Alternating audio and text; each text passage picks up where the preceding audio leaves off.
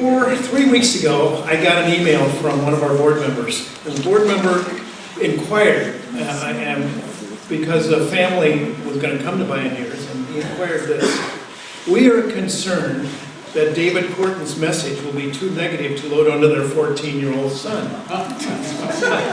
The person inquiring asked me if you could say anything about the burden of your theme and if it will depress the heck out of young teenagers who are highly concerned about the planet but overwhelmed at the task before them. I sent that directly to David. David replied, "The depth of the problem cannot be denied." And I mince no words about that. But we are not going to solve the problem by pretending it doesn't exist. Most people find my message regarding the possibilities to be hopeful, highly hopeful. I find I'm most often criticized by cynics who say I'm unreasonably optimistic about the possibility of finding solutions. It's too late. We're cooked. They may be right, but they create a self-fulfilling prophecy, so I don't have much time for them. Sounds to me like the sun may have a pretty good handle on the reality and is apparently committed to working for solutions.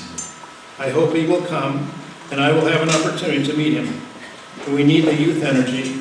Hopefully my message might help him find his path of contribution. David Korten, first of all, is an advisor at the Whidbey Institute. He's a longtime friend. He has always been a person we can turn to for many questions. He's also the president and founder of the People-Centered Development Forum, chair of the board of Yes Magazine, and I guess he has to work with a publisher. His wife, Fran, is publisher of Yes Magazine. He's a founding board member of the Business Alliance for Local and Living Economies. He's advisory board of the Whidbey Institute. David has been on both sides of the economic issues we face. He has worked in the private sector for much of his early life. His transformation to the David Korten we all know and respect today was quietly pushed from his friends in Asia, who firmly told him that if he wanted to change the world and the worldview, he needed to do this from the U.S., not another country. David listened. His books include The Great Turning, When Corporations Rule the World, Post-Corporate World, and The Agenda for the New Economy. He is a friend and mentor to many of us in the Puget Sound, and mentions that once he turned 65, he became clear. I wondered what it was about, but he said maybe it was a growing sense of wisdom, perhaps grandchildren, or that he just not need to beat people around anymore, about the possibilities that the Great Turning offered. It is with great respect, honor, and privilege that I introduce to you David Korten, our keynote speaker for Bioneers.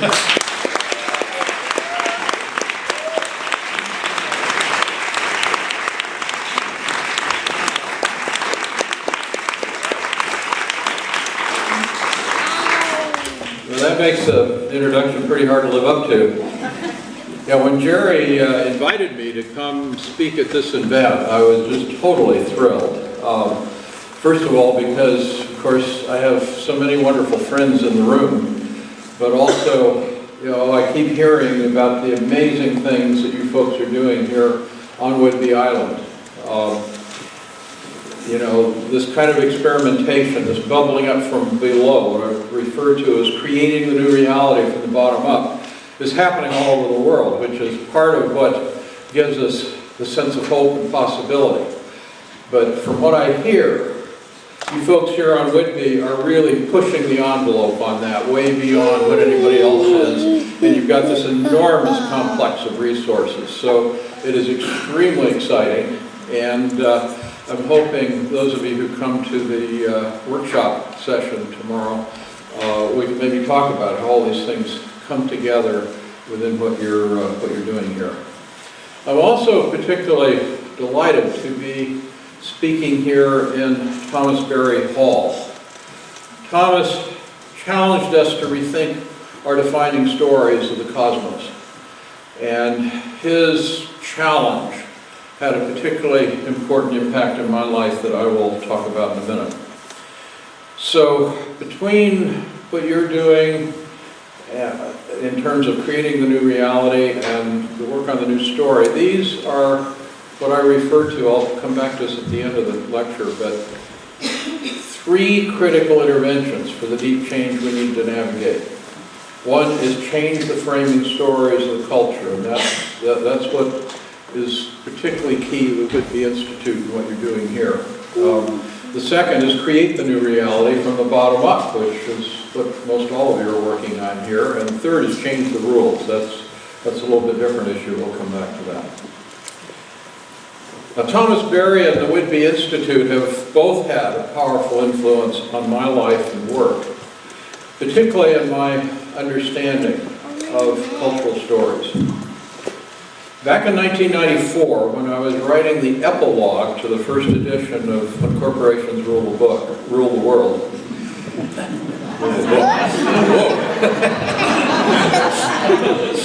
We can stop and reflect on that a little bit. Anyhow, when I was writing When Corporations Rule the World, I was puzzling over a common reaction. When I spoke to audiences, I also often got the reaction of, well, you know, you're probably right that, you know, we humans are headed off of a cliff, we're cooked, we're finished, but, you know, it would be so difficult and so expensive to change. And I thought, well, that's really a little weird. It was like people were saying, you know, there's no real profit in human survival. And anyhow, we'll know when the party's over, when the last light goes out. Hey, let's boogie. Boogie.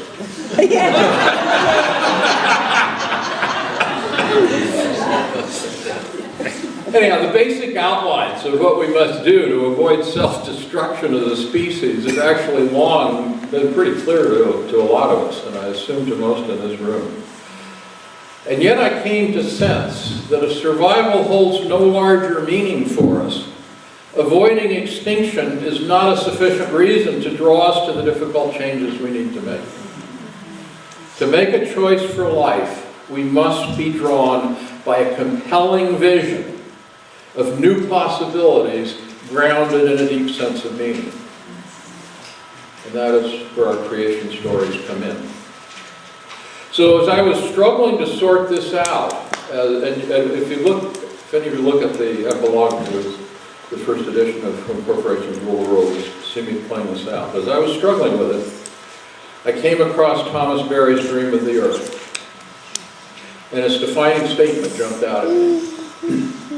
For peoples generally, their story of the universe and the human role in the universe is their primary source of intelligibility and value.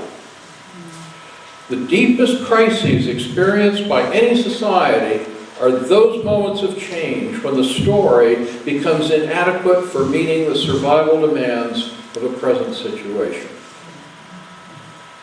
There is the moment. I realize this is the key. To make the changes essential to our survival, we humans must have a creation story that makes our survival meaningful. Now the truth is, much to my frustration,